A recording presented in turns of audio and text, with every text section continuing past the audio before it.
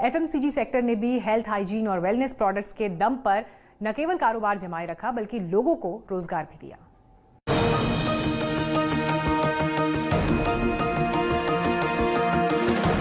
Corona काल में ज्यादातर सेक्टर संकट का सामना कर रहे हैं, लेकिन जिस तरह पीएम ने बार बार आपदा में अवसर खोजने की बात कही है, उसका असर भी कई सेक्टर्स के कारोबार में आए बदलाव के तौर पर देखा जा रहा है। सबसे बड़ा फायदा ई कॉमर्स सेक्टर और डायरेक्ट सेलिंग इंडस्ट्री को मिला है। ई कॉमर्स सेक्टर के फायदे का असर ये हुआ है कि आने वाले फेस्टिवल सीजन में कंपनी 1 लाख लोगों को नौकरी पर रखने वाली है। डायरेक्ट सेलिंग कंपनी वेस्टेज का दावा है कि कोरोना काल में ऑनलाइन ऑर्डर 300% बढ़े हैं।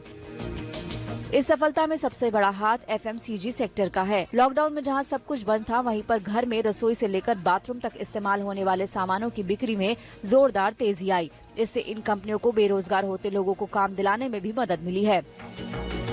वेस्टेज के मुताबिक कंपनी ने लॉकडाउन में 20 लाख लोगों को अपने नेटवर्क में शामिल किया। ज्यादातर एफएमसीजी कंपनियों की बिक्री में हेल्थ, हाइजीन और वेलनेस प्रोडक्ट्स की बिक्री ने बड़ा रोल निभाया और इन्हें वेस्टेज जैसी कंपनियों की बिक्री में 90% का योगदान दिया। अगस्त में हेल्थ, हाइजीन और वेलनेस प्रोडक्ट्स का पोर्टफोलियो 40% बढ़ गया है। डायरेक्ट सेलिंग इंडस्ट्री का भारतीय मार्केट 2019 में 12.1% से बढ़कर 2.47 अरब डॉलर पर था।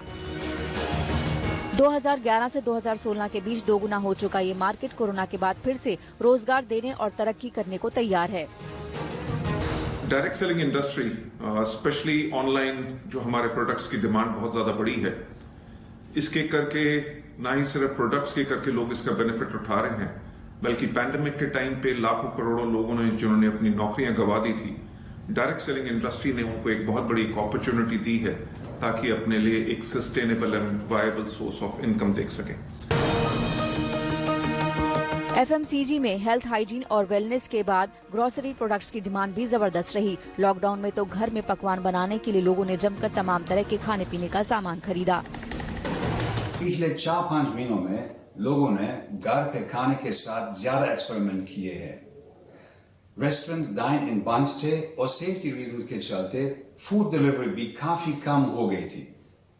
कंज्यूमर्स ने अपने फेवरेट फूड को काफी मिस किया और इसके चलते घर पर बहुत एक्साइटिंग डिशेस बनाए, जैसे सैंडविचेस, बर्गर्स, रैप्स, पिज्जा और पास्ता। ग्रोसरी की डिमांड का अभी तक यह असर है कि जियो मार्ट से मुकाबला करने के लिए सभी ई कॉमर्स कंपनियां सितंबर के आखिर से दिवाली तक दाल चावल के कारोबार से जियो से टकराएंगी।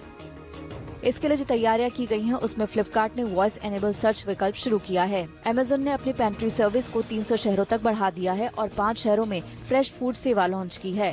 मार्केट लीडर बिग बास्केट अपने प्रोडक्ट्स की रेंज को 30,000 से बढ़ाकर 40,000 करने जा रहा है। ग्रोफर सितंबर के आखिर से दिवाली तक इवेंट आयोजित करेगा। हालांकि मामला केवल ई कॉमर्स कंपनियों के मुकाबले या इनकी ग्रोथ तक सीमित नहीं है। जियो मार्ट के मॉडल को देखते हुए कंपनियां अब लोकल दुकानदारों को भी अपने नेटवर्क में शामिल करके ज्यादा से ज्यादा ग्राहकों तक पहुंच बना रही हैं। आज तक ब्यूरो। बिजनेस आज तक में फिलहाल इतना ही, लेकिन